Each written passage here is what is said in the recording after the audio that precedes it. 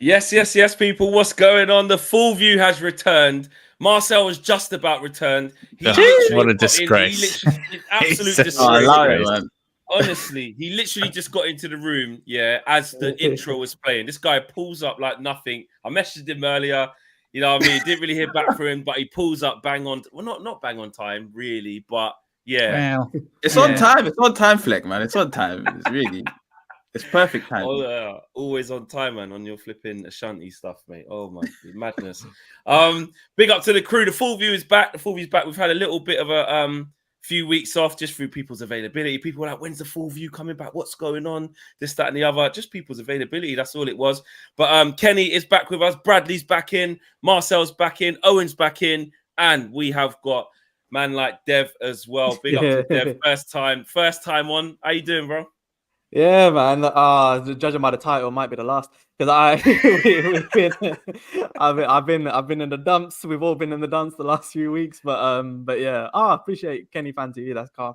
But yeah, thanks for having me on, man. I'm looking forward to this. Whatever we do get talking about, I'm looking forward to it, man. Because yeah, international break is. I don't like it. I want to talk about my club again. So yeah, this is better. I like this. Love that, Dev. Just to let you know, which obviously you are aware. I mean, if you haven't followed Dev before, make sure you get at his socials on TikTok and Instagram and X as well. But Dev, Kenny Fan TV bigging you up. That's great, bro. Be prepared. ain't always like that. I'll keep it nice. Big up, right? Hey, get more of these on, man. What's going on? Here we go. Yeah, cool. Balance, isn't it? Yeah, you get it. Anyone can get it on this show, bro. Guys, I feel like we haven't had a full view for a while. And it's less about me and Owen being going back and forth and saying our opinion, and it is what it is. But it is a big Ten Hag debate. It is a big Ten Hag debate because I feel like we haven't had a full view for a while, so it's a chance for everybody who hasn't been on, and you guys in the chat as well on this show, to have their say on the manager and where they see things going. Everybody feel free to jump in. Dev, we are going to start with you. I think we should. You're a debutant. Hey, no, that wasn't a giggle or nothing. I got a little something in my throat. I don't know why you're going to do that. You are a debutant. So I think, in fact, to be fair, so there's a bit of order to the chaos. We'll start with Dev. Then we'll go to Bradley. Then we'll go to Kenny. Then we'll go to Marcel. And then, Owen, me can just chime in or whatever, because you don't want to hear from me and Owen all the time. We've been every morning moaning about Ten Hag. We've been told to shut up and stop doing it. So, don't give me your opinion. Stop your opinions. But nah, Dev, talk to us. Where are you at with the manager? What are you saying? Yeah, man, bro, I'm known kind of as the toxic positivity Ten Hag. Allow it, Randy. Why are people coming? Okay, you know what? Ignore. Let's focus on the. Just ignore. Don't be like KG. Don't keep looking at the comments where you can't focus on your point.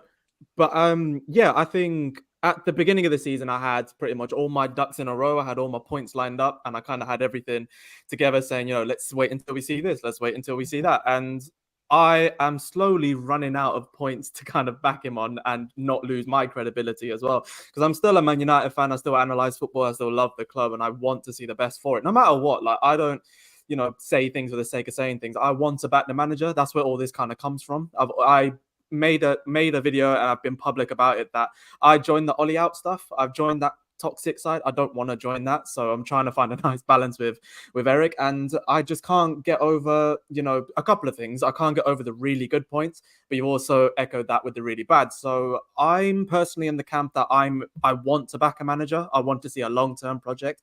Whether that exists in this era of football, who knows, but I want Manchester United to have something that I can believe in, and right now I saw some glimpses of some good positive performances this season. Even if the scorelines weren't there, the stats actually started backing us up for once in terms of defensive pressures and not conceding as much and creating more.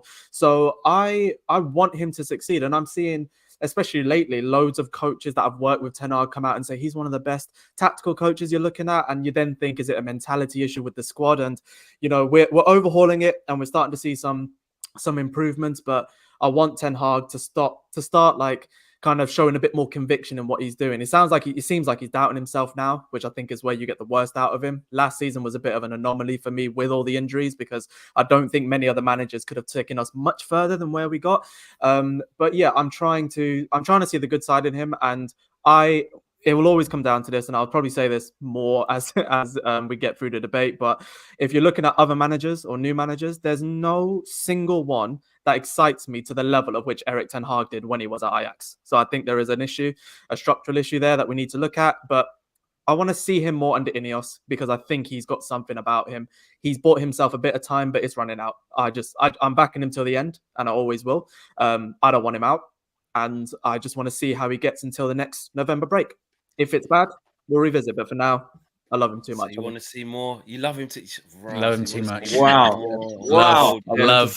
All right. Wow. He'll break your heart, Dev. He'll break your heart. Yeah. Hey, I've been here before, man. I love him. I don't care. I do. Dev, I wanted to ask you. You see the bit when you're saying like you joined it with Ollie about the toxic, like. I'm saying, why does it have? Why does it have to be toxic though? Why can't you be like, if you don't believe in the manager, then that's fine. It's not necessarily toxic. It's you don't think that he can do the job. No, you can have both, but it's kind of, I think at that time, it's like I wasn't making content and all that sort of stuff, Manesh.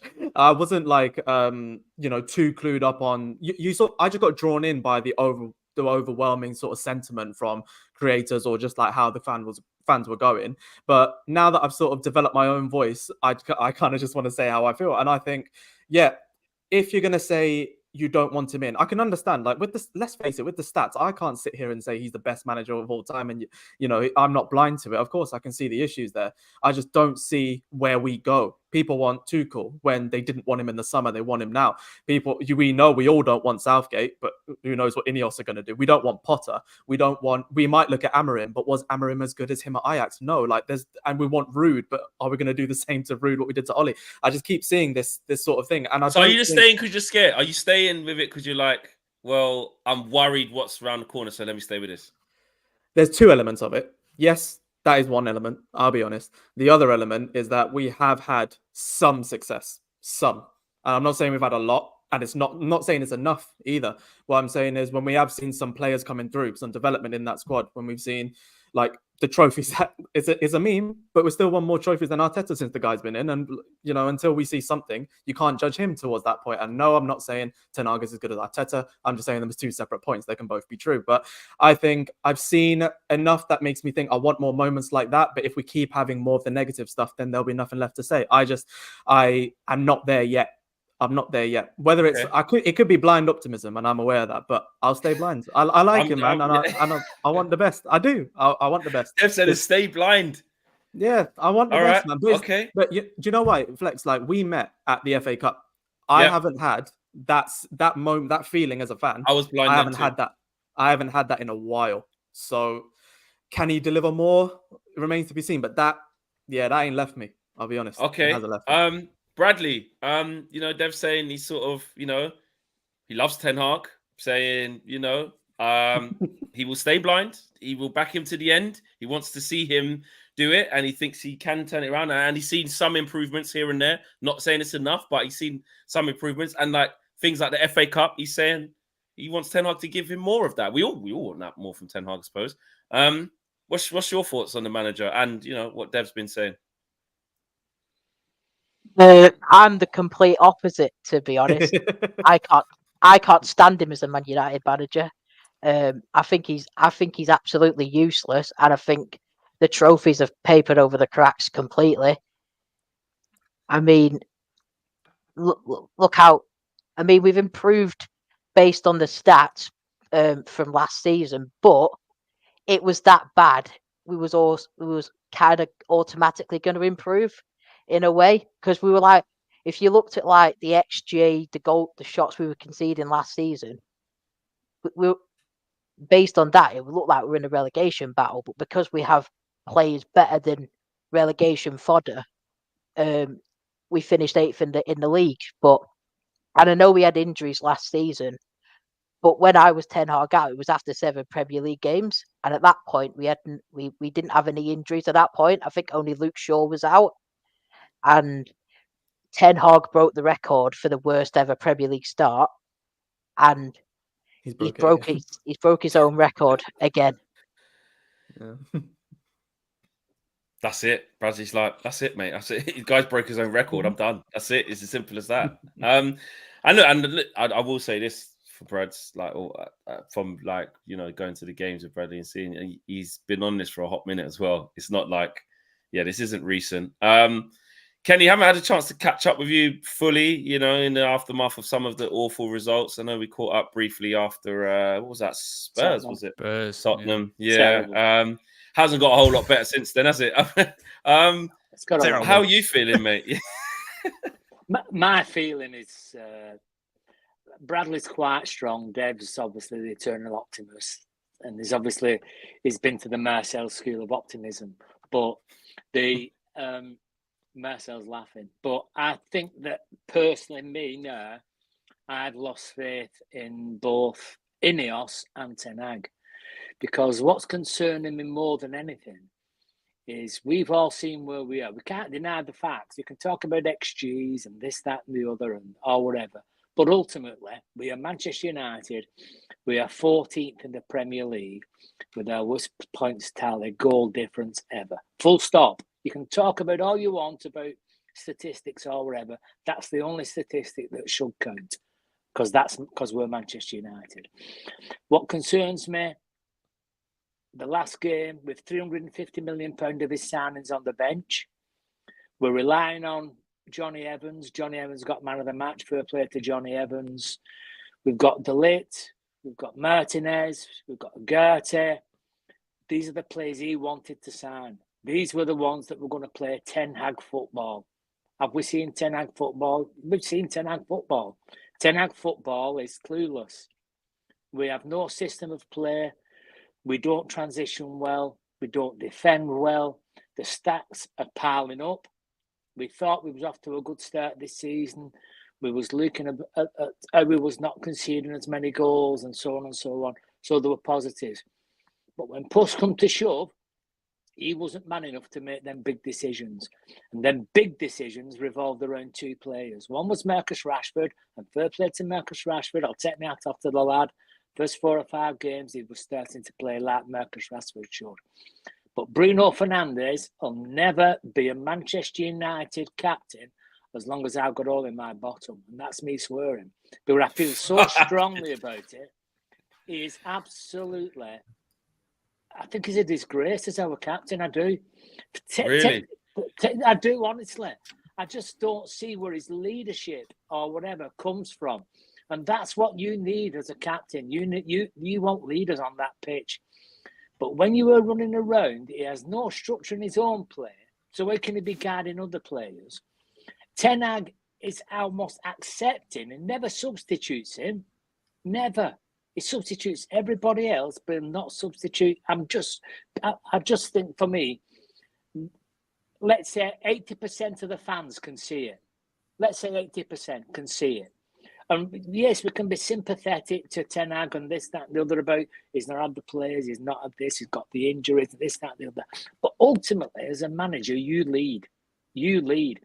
And he's very, very poor in showing them leadership skills. Very poor. And now INEOS are almost as bad. Because if INEOS are attending all the games and Sir Jim Ratcliffe, and they came out and the opening statement was when he took over the club, Manchester United will play good football under INEOS. Under me. That's what I am about. I want to see us to get back of world football, and I want us to see us play good football. But if you think that is good football, pal, then you're deluded. And if you think that bringing the best in class, if these are the best in class, the Wilcoxes and the Ashworths and these people, then we've got another problem. Because all that I am seeing is we're buying players that we don't want to play. What's that about? What is that about? So for me, I have a real concern about the direction of where we're going. And the pressure has been absolutely heaped up in this last month. Any other manager in the history of Manchester United would not have survived this. They would not have survived this. I don't care who there was. All right? But for whatever reason, whether it's financial, whether they've made a commitment to the man or wherever, then this is not going. And the pressure will mount. The pressure will mount on INEOS because INEOS will know. INEOS have no get out now. They've no get out. Their honeymoon period's long gone. They've backed him with players. They've given more money. Them players are not playing for him. They're on the bench. They're not playing for him. For whatever reason, he doesn't like to play them. Agarty's not started for 2 games. He's not injured. I'm seeing other clubs that have made signings. They're all trying to get them in. I just feel as though Brentford have scored 3 goals in the first minute of the last 3 games. Mm-hmm. They're coming to Old Trafford next week, and if they get a 4th, if they go 4 games and score in the first minute, you watch us crumble. You watch us crumble. And that's it's terrible. It's absolutely awful. It ain't good at all. Okay, Kenny, feelings very, very clear, very clear on that. Dan says, I was 10 hard in last week, but after no United depression, after a week of no United depression in international break, I've realised how bad we are and how wrong I was. So yes, he's changed his mind because of the international break. And CeeLo says, big up UV channel. When am I going to realise that Erik ten Hag has predetermined subs? Regardless of the flow of games. Bless. Marcel, big opinion. Dev's still behind him. Kenny saying no, done. Bradley, done. I know you for a long time. Listen, trust the process. You're not going to panic about anything. But I know we've had a few convos, but are you done as well? Or are you still thinking, there's something here? No, I'm shocked that Devs is still there. Like I at some stage I had to give up at some stage. That's just Marcel saying this. This is Marcel. Jeez. Wow. From about last week, I would say from about last week, I was just like, it's just too hard to back this. It's impossible to back this. You know, I'm not sure if I'm ready to get at Kenny and your point of INEOS though. You know, I know that you're upset with INEOS and their direction, their lack of direction kind of thing, and their ability to make the call early, but they've just started in the job. So I'll give them a bit of time to see if they can, make the right decisions for a new manager and that kind of thing. But as far as Ten Hag's concerned, the second season, I agree with you, Devs. Like, it was mitigating circumstances, a lot of injuries. It's hard to grab a degree of consistency. But the first 7-8 games that we've had this season has just been too bad. It's just been too bad.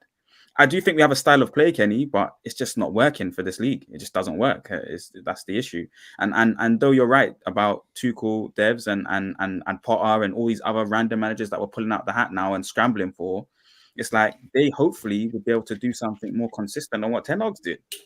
Because Ten Hag's what's the style of play, Marcel, that I'm missing? Well, we played a 4-2-4. How many times do you want to go over it? Yeah, look, Flex is like everyone's gonna look. We it's there. It's 100%. I'm laughing at Kenny's lens flare flame. That's a formation. That's not a style of play. That's a formation. 4-2-4. Yeah, well, that's the first bit of it. The build up. There's clear. We play out from the back all the time, and we try to press from the front. What's annoying me, Kenny, though, is that against Crystal Palace, we went completely against that. That's another point where against Palace, was it Palace the last game? No, Villa against Villa. Yes, yeah, against Villa, he went completely against that 4-4-2. He tried to play old school, completely against his principles. That's an issue. That's the kind of sign for me, Devs, that it's like he's done. He's not doing. As a manager, keep playing this. I would back him if he was always playing his style until infinity, but he's not doing that anymore. He's having to scramble for results at times. There's no turnovers that we're seeing, or enough of them. It was a mid block. Against Villa this time, whereas we tried to operate a 4-2-4 style formation with the high press. It was none of that. It just doesn't look like the Man United that he's tried to build. In the first season, the Man United that he was trying to build was similar to Ole. Or he was just trying to advance that a little bit. He didn't have the goalkeeper and all these kind of things.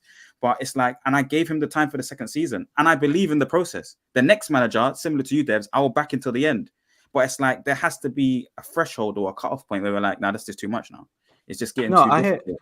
Do you know? I hear what you're saying. I think what my thing is like, and I'm trying to not cloud my judgment of it because I just like the guy. But I think what I've noticed, especially over the last few weeks, not like I love. do, It was love. I do, I do, I do. I love mean, it. But I what are ain't you got no loving, problem bro? with Now, do you know we have to No. wait, Dev? We got to address some charges. Yeah, go on, go on. This has been great. And listen, what is the love then? Because you don't love losing all these games. You don't love getting licks. You don't love like being embarrassed like this. You don't. Well, I'm assuming you don't love these things. Like what? So what is it then? What do you love? So I want to say, I'll tell you what I do love is I love the fact that this is obviously, it starts from when he first came in, but when he had all the crap that he had to deal with off the pitch, whether it's to do with Ronaldo, Sancho, a certain player I can't say, a right winger that will get this demonetized. When he had to deal with all that, I don't see many other managers who would have dug their heels in the sand and take the Man United crap for it because of the lens that you're on and still come out of it being right. I don't care what anyone says. If you look at Ronaldo now and you're looking with rose-tinted spectacles and you say, we should never have gotten rid of him, he was never the problem. Yes, he was. The man did a Piers Morgan interview talking about the state of Manchester United and you want him? Absolutely not. Jadon Sancho publicly disregarded the manager and disregarded the club. And he did everything he could. He gave him time off. He prioritizes mental health, prioritizes physical development, and he did exactly what he had to do with him. And with the Greenwood situation, that was terribly produced from the people that were just before INEOS. And what I'm trying to say, and like when we then see the likes of Mainu coming through, which kind of was a mix of necessity and bringing someone through, but he managed him well in the early stages, and he managed Garnacho brilliantly in the early stages. And when we're all clamoring to say, oh, we need him to start, we need this to happen, we need that to happen, well, then we go back after the fact and say, oh, actually, he's an impact player. And then in these last few games, I'm not discrediting the results, I'm not discrediting anyone's points here, frankly, but it's when I do look at some things like when we play badly against Porto and De Ligt and Martinez had a shocker of a game. If they then start, this is all hindsight, isn't it? If they then start the Villa game and we play badly, or if not, or even if we get beat and we're nowhere near as resolute as we are with the system we've been playing all season, the exact same people who are now saying, oh, what's his style of play, what's this, will kind of just be going off the likes of, oh, well, he needs to change. He's tactically inflexible. He's prioritizing the same players. He's favoritizing the same players. So I'm kind of just looking at, all of these different things. And it's like, he's damned if he does and damned if he doesn't on certain aspects. Not everything, on certain aspects. So I'm looking at both of those. Marcel's just said. Let's go back to what Marcel's just said. We didn't play the style of play. We didn't play a high line. He didn't play a high line against Aston Villa because he had 47-year-old Evans and bloody 52-year-old Maguire at the back. That's why he didn't play a high line. So why could he play a high line? Because the players he wanted to play a high line, he left them on the bench who had played the previous game. Going back to what Dev said, where if he's played poor, he's made the decision, right? He's made the managerial decision to drop them because he's been playing poor.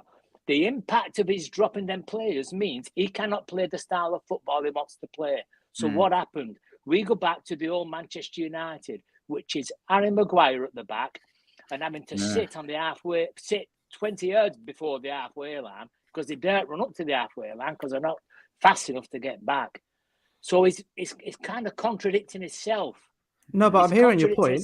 But my point isn't that. My point isn't the fact that he's like, what I'm trying to say is that when you watch that Porto game, I could not justify watching that Porto game and then saying against one of the better attacks in the league and one of the more fluid clubs in the league right now that are on the up, I couldn't justify those same two centre-backs playing 3 days later away at Villa Park. I couldn't justify that. So why'd you justify Bruno Fernandes playing every single week? I haven't justified it. No, but what I'm saying is, where does he? De Ligt has a bad game, so he drops him. Fernandes has a bad game every week. Plays. That's the point. The inconsistency in the decision making is linked. If a player's playing bad, irrespective of your captaincy, how much it cost, what your name is, if you played from before, you were on the bench, right? Irrespective. When he starts to do that, right, and when you see the team sheet come out and you see Bruno Fernandes on the bench where he belongs, right, and at times Marcus Rashford on the bench, like he's done with Anthony, right, because he's done it with Anthony, right? I will have more respect for him as a manager. But when I consistently see Manchester United underperforming, and I can see our captain getting sent off, irrespective of it should have been a red, it should have been whatever, is being sent off twice, right? Then, and your team is at its lowest ebb, and it's at its lowest has been for a number of years, then I cannot justify him as a manager, right, managing my football team. Because any other manager would have dragged Fernandes off. They'd have dragged him off at half-time, and they made substitutions at half-time when they see they ain't working. He doesn't. He is blind to the fact that the fans, I don't think he's bothered about the fans. I think he's stubborn. I think he's stubborn to the point where he's absolutely praying. It worked for him at the beginning of the season with Marcus Rashford, right? A lot of people wanted Marcus Rashford benched last year. Me as well, yeah. This year, right? Yeah. Wanted him benched. But to be fair to Marcus Rashford, the first 4 games, I thought he's been excellent. I really did. And fair to Ten Hag for sticking with him then, in the same breath. Is that being fair? That's but you can't chop and change it, though. That's what I'm trying to say. I don't know if you can chop and change it. You can when your team's 8th, finishing 8th, and you can when your team's 14th. But then also with the Rashford thing as well, we have to remember that he was. Owen's gone. Yeah, that never happens. It's happened to him. That always happens some to breathing me. space. And now it's happened to him. Look at that. All of the time. He comes at me all the time. He's frozen. Look at his face. Look at him. He's frozen. The one time. Oh, now he tries to come back in. Owen, you've he's back. You've chosen a bad time. I tell you, as soon as I talked as well, that was mad, wasn't it? Literally, I went.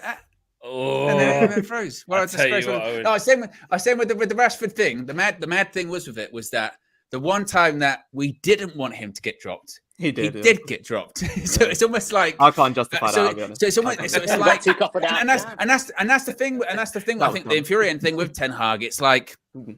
I don't know. He either does the stuff too late, and it's not as if as well. If you say that you don't think he should be the manager anymore, it's not to negate some of the good stuff that he has done at Man United, because it's not like everything's been terrible the entire time that he's been here. He has won 2 trophies, and to your point with the FA Cup final in the summer, it was a fantastic euphoric day because nobody gave us a chance going into it. Exactly. We were 8th, facing off against the league winners, previous season Champions League winners. We didn't have a hope, and we won, and we deserved to win. But the issue is that it's for me anyway, it feels like it's at the stage now where just these negatives that we're talking about, they're starting to massively outweigh any of those previous positives. Those things that we did say, and I myself include this in it as well. After that FA Cup final, right? He said all season when he gets his players back and he can play his strongest team, he can beat the best, and he did beat the best. He should get another go at it. He's got another go at it. He's got money spent in the summer. And he's brought more of his own players in, players he's worked with in the past, like Mazraoui and De Ligt, etc. And it's worse. Like it's not even like it's on a par from what it was last season. Statistically, it is worse than it was at this time last season. And we don't have an injury crisis. We don't have a bad summer to reflect on. There just isn't any of these excuses to go by anymore. And that's when you sort of go, I know that people do the gotcha. Well, in 18 months' time, if it's the same, you'll be calling for the next manager out. Well, yeah, because if we're 14th in 18 months' time, I'll be shitting myself. I'll be like, this ain't good. This is really not good.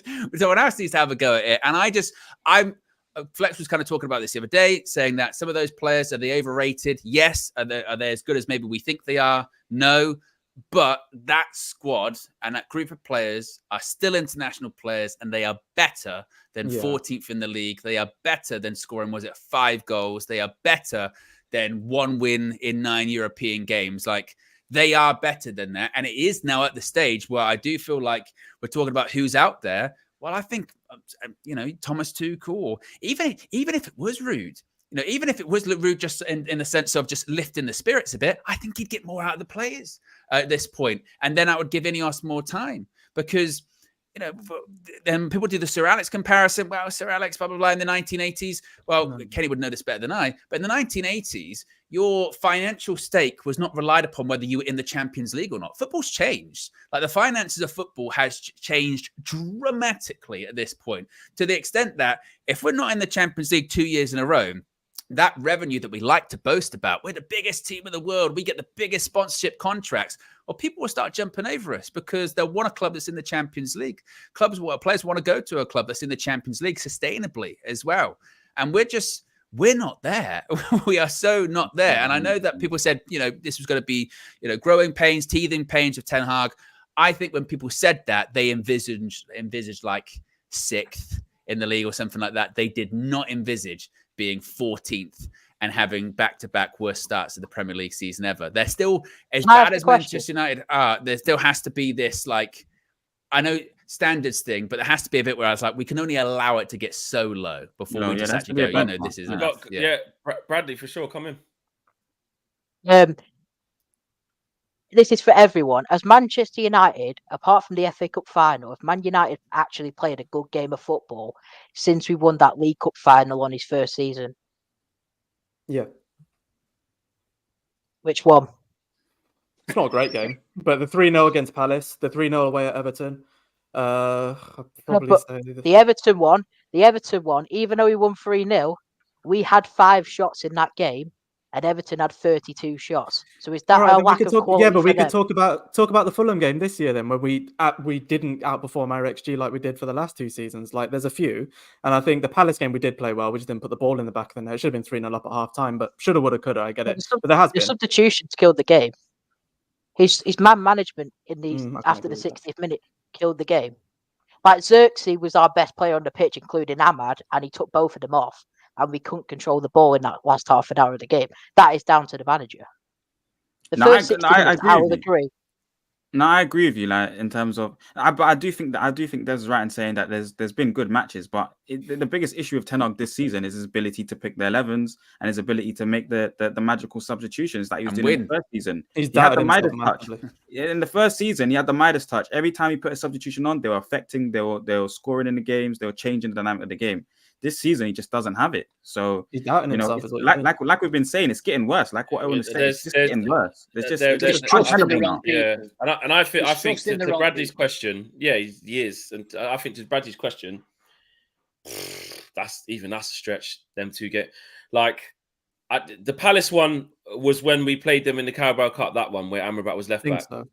Yeah, I think so. It says it all. Like, you got a centre at left back. You're still shutting out. The one where Amrabat was left back, and then the one in the same week they then came to us the very next game with their actual team, who they wanted to start, and beat us 1-0 when Anderson scored.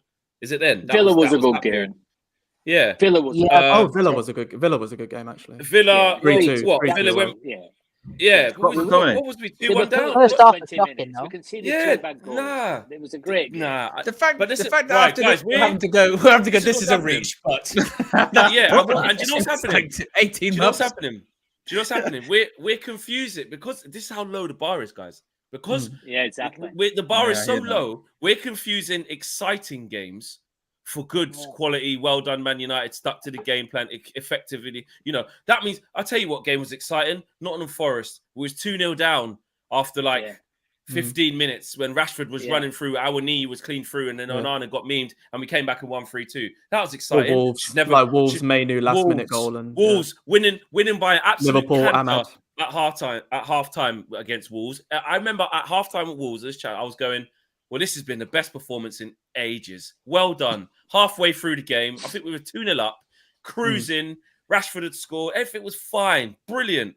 And I think KG was like, but all we need to do, he goes, what do you want to see more of the second half? And I said, I want to see, just do it again. I just want to see us do it again because I know what this team is like. And what did they do in the second half?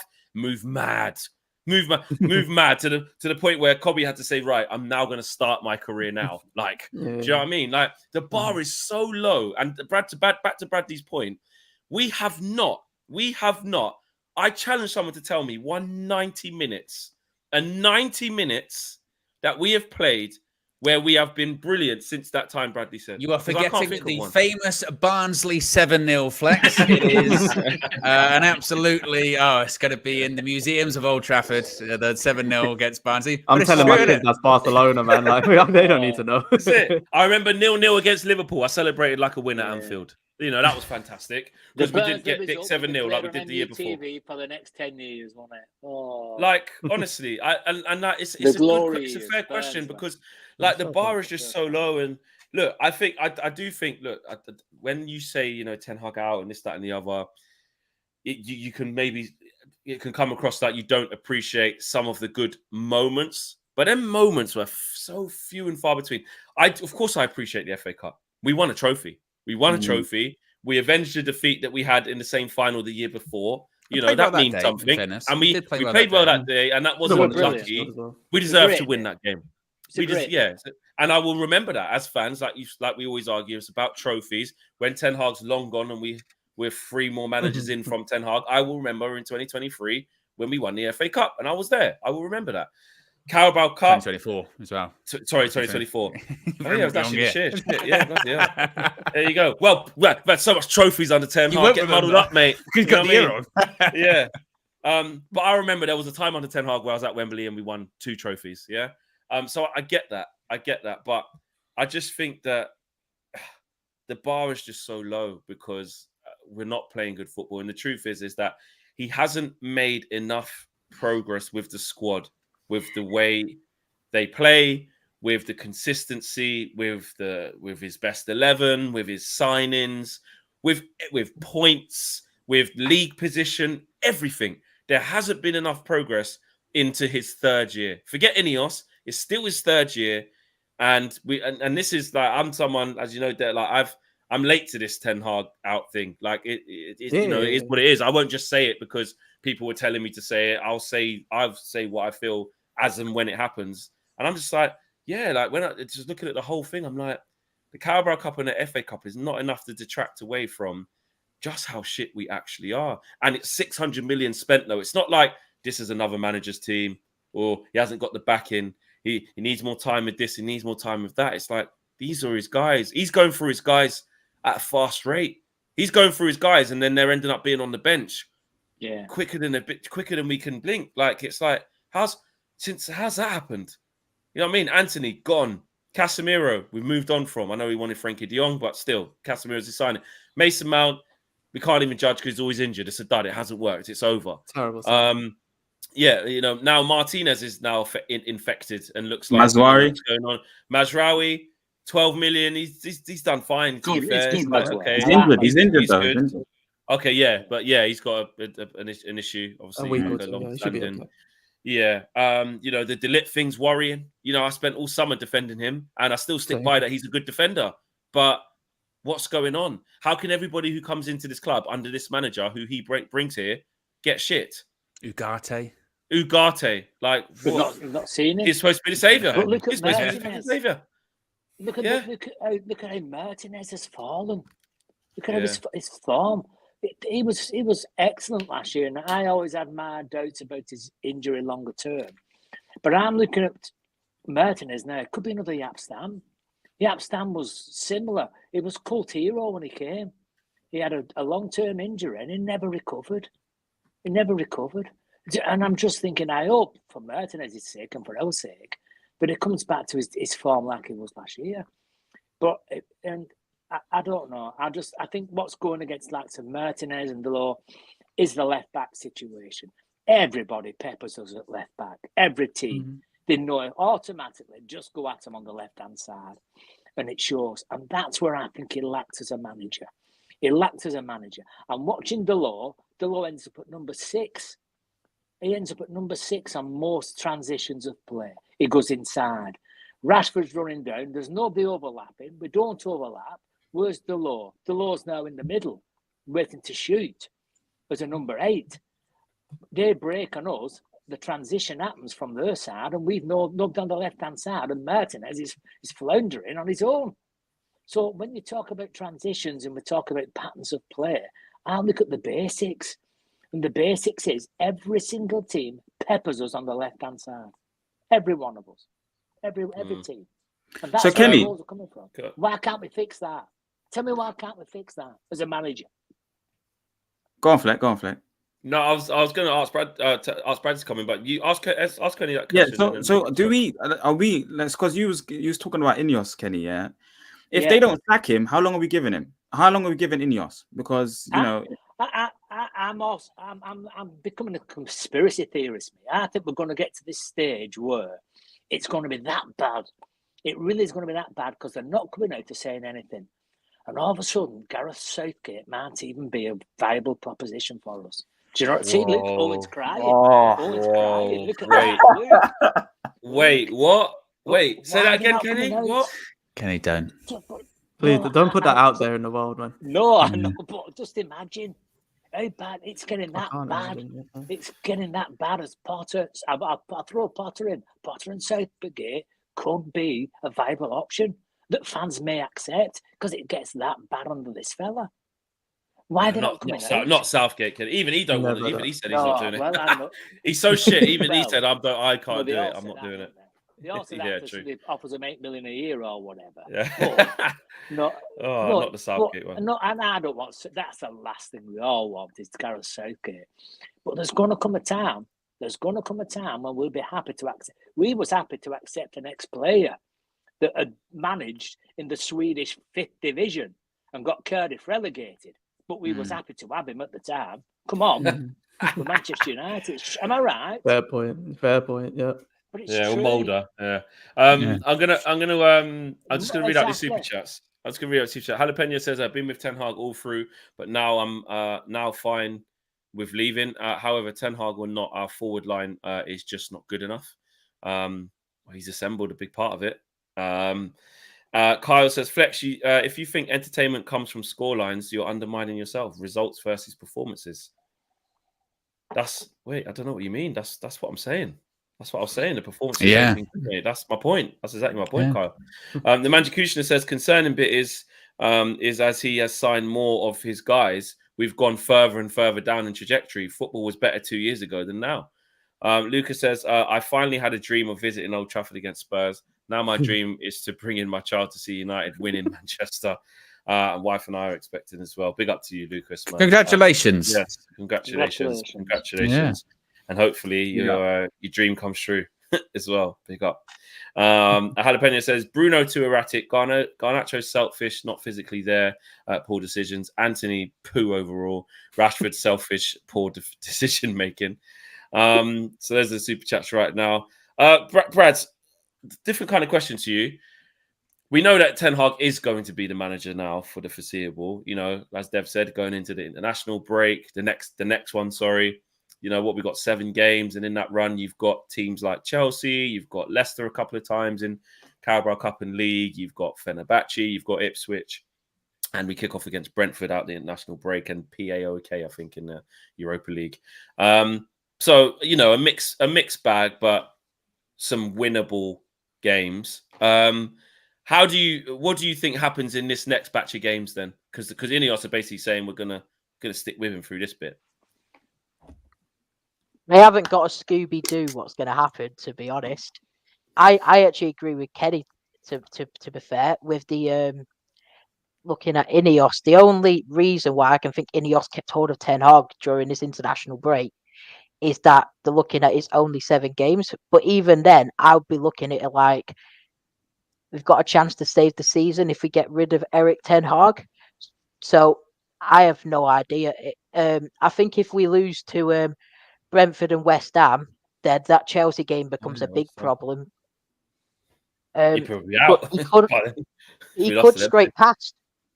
He could scrape past Brentford and West Ham, but for me, it's not about winning 2 games. It's irrelevant to me. I know the inevitable that's going to happen, that we're going to have inconsistent results. We're probably going to end up losing to Chelsea.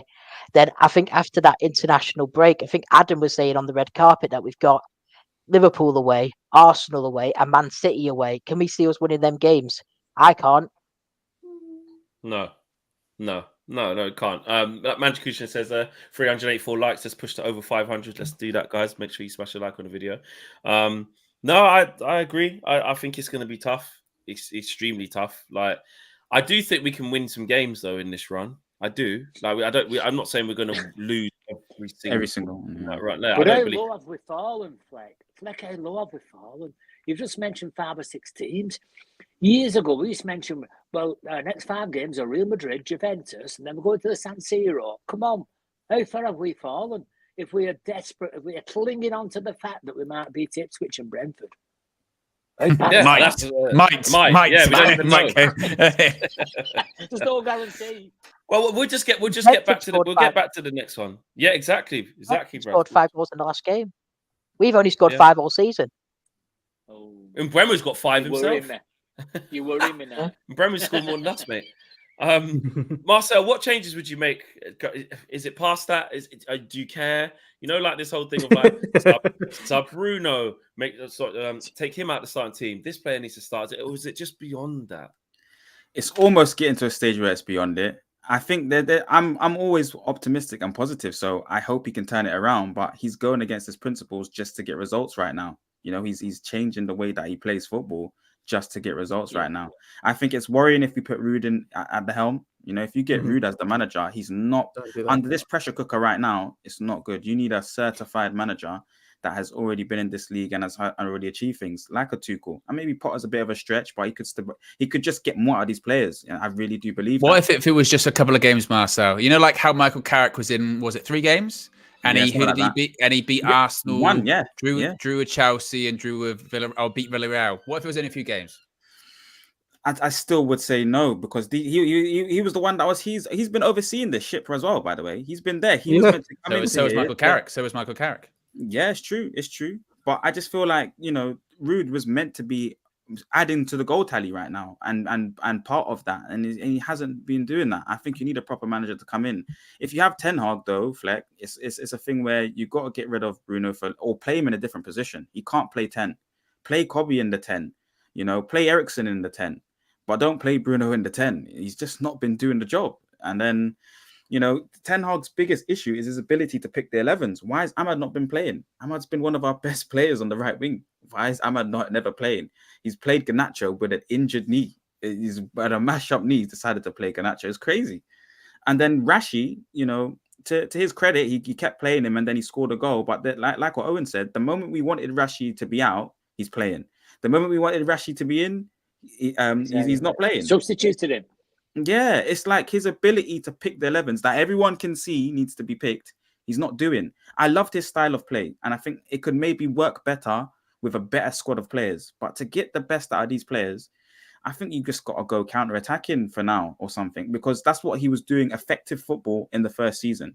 He has to find a formation. The way that we play with 2 players in the midfield in the Premier League, it's just not working. He's got 2 players in the middle, because the way Bruno plays and runs off everywhere, he's not staying in the middle of the pitch. So we're always outnumbered. And yes, we're trying to do the modern box midfield thing, but it just doesn't work when we have 2 of them there. He needs 3 players in that midfield, and he needs to pick that starting 11 a lot better, and the substitutions. Otherwise, he will get sacked. It's guaranteed that he will get sacked at this rate. So I hope he changes it around, but it's very hard for me to see it. Every single game looks like we're fighting. Every single game, it just looks like it's a very game. If it was up to me, I'd get Tuchel as the interim manager till the end of the season, because I think he adapts to the players he's got at the club. I'd say to him, come in till the end of the season, try and win us the Europa League, so then we get back into the Champions League, and then you bring in a manager for a big project. I'm happy to go down the route as a project, but I have to see light at the end of the tunnel. And with Ten Hag, I can't see any light at the end of the tunnel. That's why you may just give it to Ruud then. You may just give it to Ruud to the end of the season. Then I think Thomas Tuchel's probably too bigger.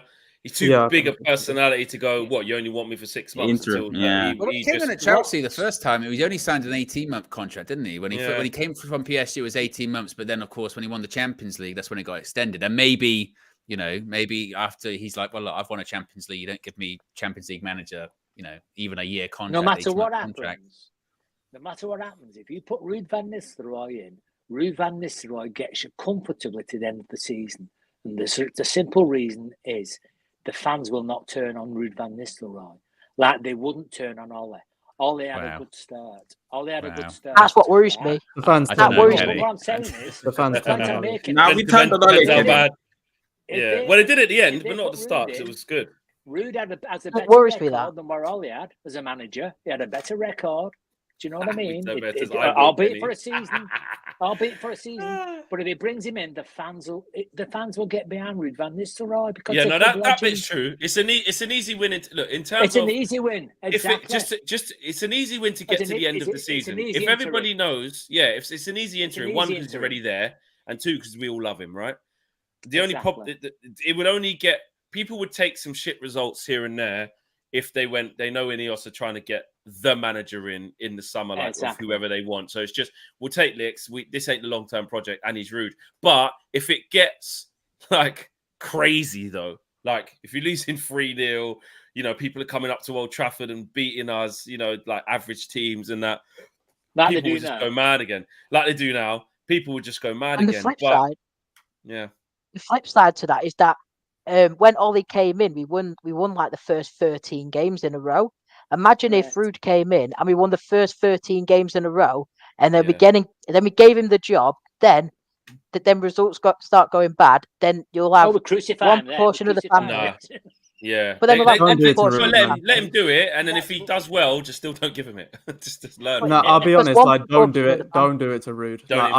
I've been very vocal. Like I'm saying it with I go with my heart on a lot of things, as you can tell. But like with Ruud, he's my personal favorite player, but also he's a good, like at PSV, he turned out to be a good coach. Like I've seen him on the Coach's Voice. I've seen he's not just an attacking manager. He actually knows how to play the game. Yeah. He won the league with them, didn't he? Or he won something big. Or won the Cup, maybe. KMVB Cup. That's it. But like he can definitely be good. But it is that he's never. I don't see how just human to human or man to man, I don't see how he can then become the manager for a few months. Let's go through all scenarios. Manager for a few months, he gets him to the end of the season and then gets demoted to second string again to assistant manager. I don't see that happening. Could he then go on and springboard off and do another job elsewhere? Maybe, but we all expected that with Ollie, who actually did, on the grand scheme of things, an okay job, but he didn't win enough. And I think what we're going to get into an issue with is, and I want to put this out there as a kind of question, in terms of a project, there's a couple of project managers that I've got in mind that I think, okay, fair enough. They don't give me the same fizz as what Ten Hag did at Ajax. None of them do, frankly. I think we're underestimating how great his Ajax team was and where they were before and after he came in. But is there now a manager that you can say that will come in for, let's say, 2.5 years, because forget the 18-month bit. Let's say they have to go through what every single Man United manager has to go through, where the fans do turn at some point, where we get a taste of the good life, and then we get crashing back down to earth, and people who want a project realize what a project actually is. What manager over 2.5, 3-year, 4-year, 5-year period, let's say 5 years, do you want at the club? Nagelsmann, Julian Nagelsmann. No, he won't come. No, he just took the Germany job for the next World Cup. I want to see how Brighton recruited their manager, because they brought a young man in. Is it 31, 32 years ago? 31, or whatever. Yeah. 31. That's what I want to see. I want to see something completely off the wall. You can do that at Brighton, though, fans. You can do that at Brighton. You can get away with it at Brighton. You can get away with it. You can get away with what you want at Man United, lad. We're 14th. Yeah, if you win. I mean, to be fair, it's not necessarily getting away with it, is it? Because he's winning football matches. And I'll be whoever it is.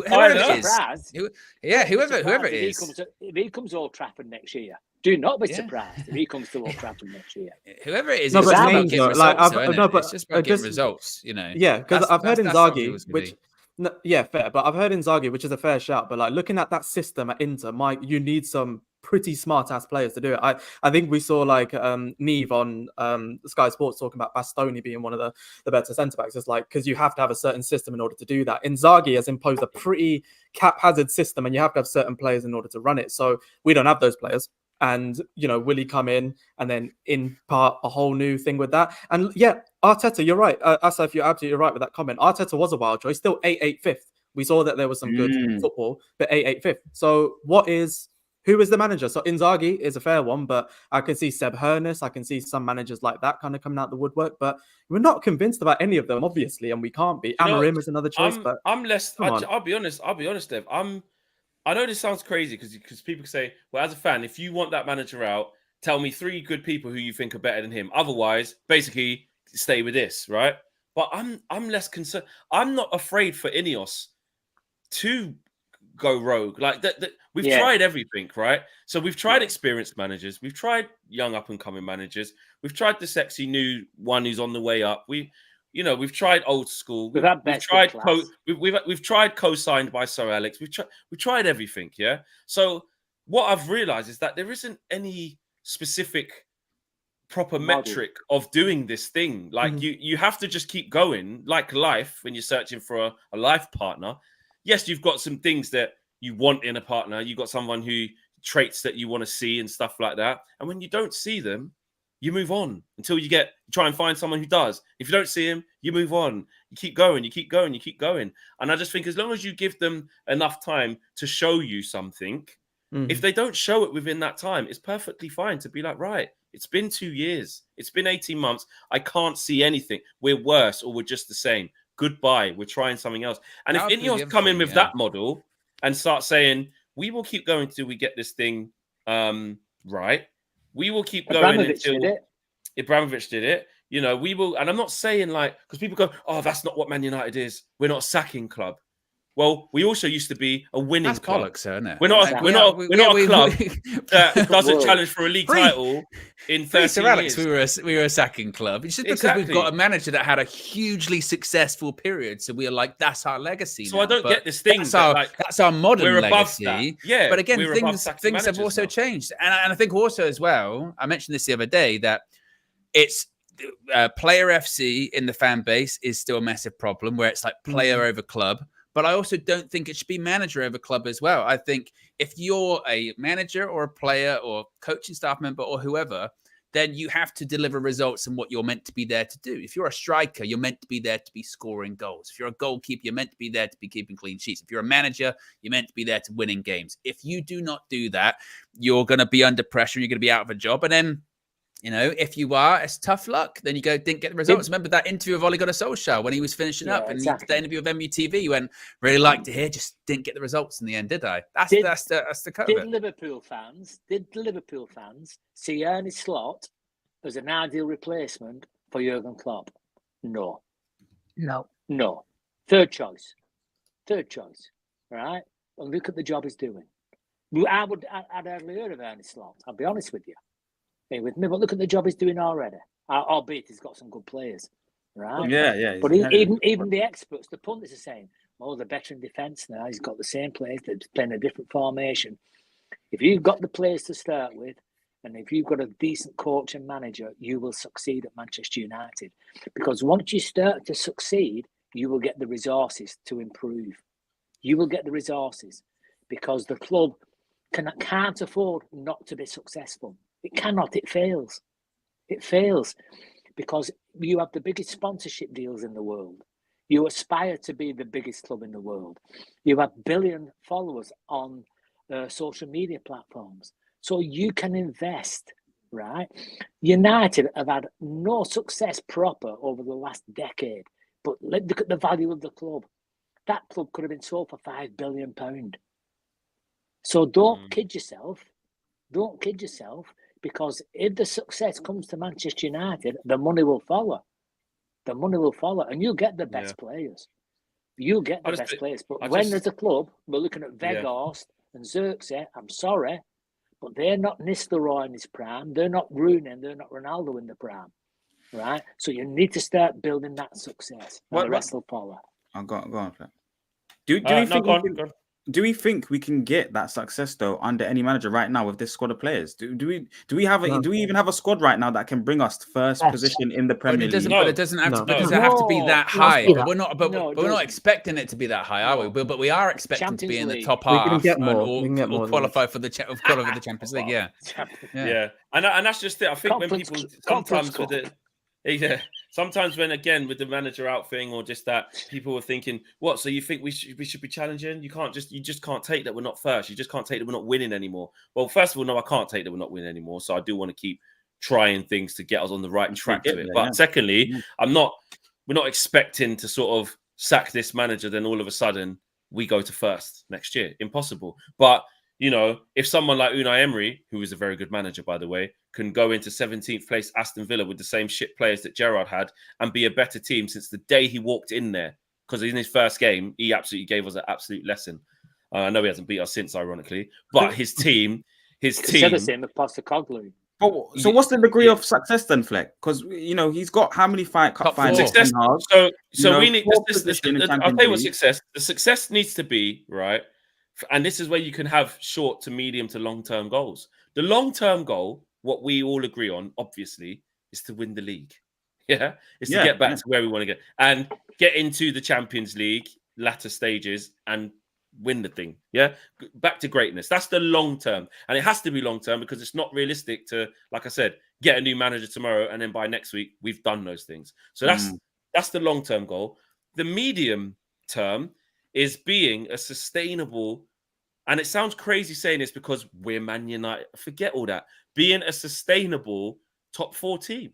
Like, because that consistent, sorry, not sustainable, because sustainable is like when you haven't got money and you can't afford to. It's like Newcastle and those teams are trying to be sustainable top 4. Be a consistent top 4 side, getting in it every year and going deep into competitions and playing, some good stuff. The short term thing is like develop a style of play that is consistent and start to improve results. That's the short term. We've got to start improving results, and performances. The performances need to be consistent. Where we go right before the game, I've got a really good idea of how we're going to play and what we're going to look like, and I'm pretty sure that we'll see it. So there's nothing wrong with having short, mid, and long term goals. I have no problem with that. But I just see there's enough evidence with other managers with far less resources and far less time that are doing far more. And back to the thing of we are Man United. Well, then exactly. Why are we not acting like it then? Why are we acting like this is good enough? I don't. That's what I don't get. Yeah, go for it. Last season, right? When we finished 8th and won the FA Cup, as we say, we're Man United. We think we're a big club. We are a big club. If Real Madrid finished 8th in La Liga and won a Copa del Rey, do you think Real Madrid would keep hold of their manager? Absolutely not. Yeah, definitely not. Do you think the fans would want to keep hold of the manager? They'll be waving them white tissues. They'll be waving them white handkerchiefs. That's the handkerchiefs mate. That's what they'll be. That's what they'll be doing though. Because that's what they do there, isn't it? Also, that's what they do. They go no. Also, last season, Real Madrid had an injury-riddled season. No Thibaut Courtois, no David Alaba, no Eder Militao, and still won a Champions League. Also, if you look at the traditional top 6 of Manchester United, Liverpool, Arsenal, Tottenham, Chelsea, and City, outside of Arteta and Pep, Ten Hag's been here the longest, and he's brought in 20 players. There's no reason why we shouldn't be able to challenge for top 4. There's no reason why we shouldn't be able to play good football. I agree. Facts. It's facts, mate. Honestly, it is. Yeah, absolutely. Last clip before we wrap up. Last super chat because of from Ivor clips. It says, guys, please check out Benny McCarthy's interview on Super Sport. He gives a deeper look into the Man United environment over last season. Yeah, I haven't finished it. I started watching it actually. He draws in some good points, and one of the most worrying things he does say though, which is the clip that the guy is like, "Yeah, in training, unbelievable, mate. Beat anyone. Fucking turn up on a day." And he goes, "What's the problem?" United? He goes, "No one knows." Yeah, he goes, "Shit, training, they're unbelievable, mate. They're all up for it. They shit themselves as soon as the crowd's there and there's an actual game." So again, it's got to fall to the manager, then, isn't it? How could you be doing all this in training and then this, that, and the other? But there you go, guys. Big shout out to Dev making his debut. Thank you for coming through, bro. Really appreciate it. Nice to meet you. Be on. Yeah, you guys, man. Thank you for having me, man. Some more. Even though some people said never bring you back, I won't listen to them. I promise you. Big up to Kenny, son of himself, and of course, big up to Bradley, big up to Marcel, big up to Owen. Check out everybody's socials as well. Especially Dev and Marcel with their channels, etc., and Owen as well. Link is in the description below as well, so you can do that as well. Well done for everyone for liking the video. We're back with a morning view tomorrow. And towards the end of the international break as we start to come out of it. So take care, guys. We're out of here. Peace.